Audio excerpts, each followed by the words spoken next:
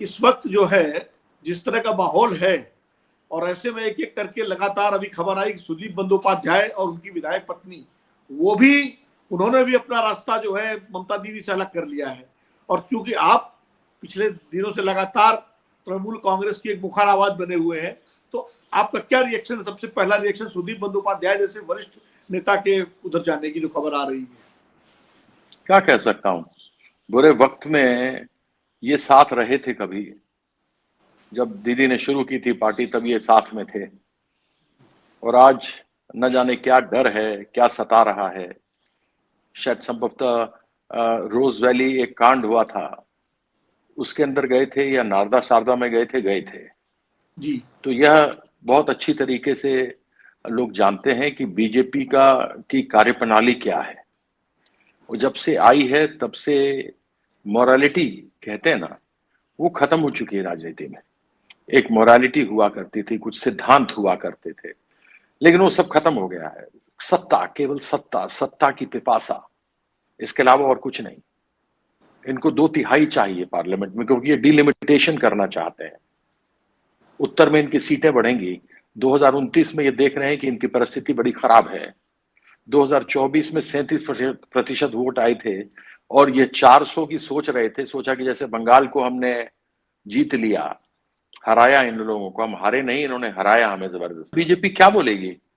महंगाई पर ये बोलती नहीं, बेरोजगारी पर बोलती नहीं, जो पेपर लीक हो रहे हैं उनके बारे में बोलती नहीं, सोना मत खरीदो। किनको कहते हैं आप? वो 80 करोड़ लोगों को जिनको कि 5 किलो अनाज देते हैं आप।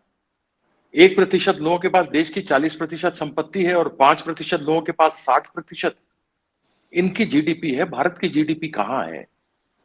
1 लाख प्राइमरी स्कूल बंद हो जाते हैं।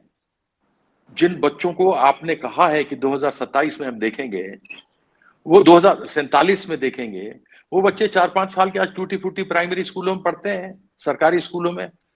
और स्कूलों में लोग क्या करते हैं? शिक्षक या तो सेंसस पे गए हुए हैं या मिड डे मील बनाते हैं। ये होंगे 25-30 साल के। क्या भविष्य दे रहे हो भैया? अगर ये सब कुछ खत्म हो गया तो बोलोगे क्या? उधर से ट्रंप आदेश करते हैं कि यहां से तेल नहीं खरीदना, वहां से तेल नहीं खरीदना, इतनी तुमको मोहलत देता हूं। क्यों? ऐसा क्यों हो रहा है?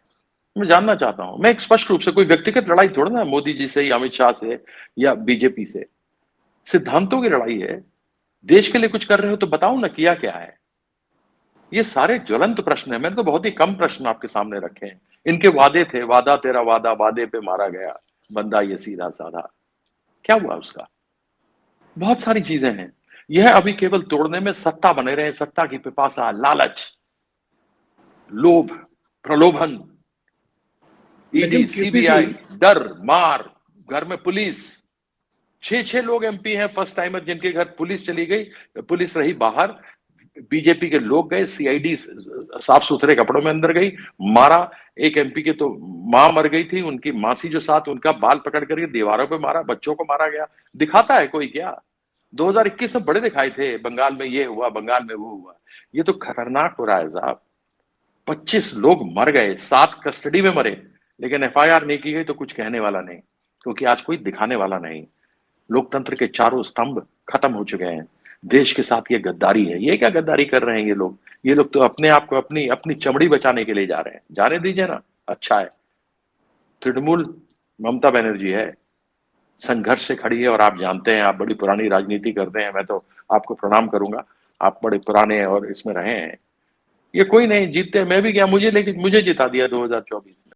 अगर आप ये वीडियो YouTube पर देख रहे हैं तो हमारे चैनल को सब्सक्राइब कर बेल आइकन दबाएं, और Facebook पर देख रहे हैं तो हमारे पेज को लाइक करें।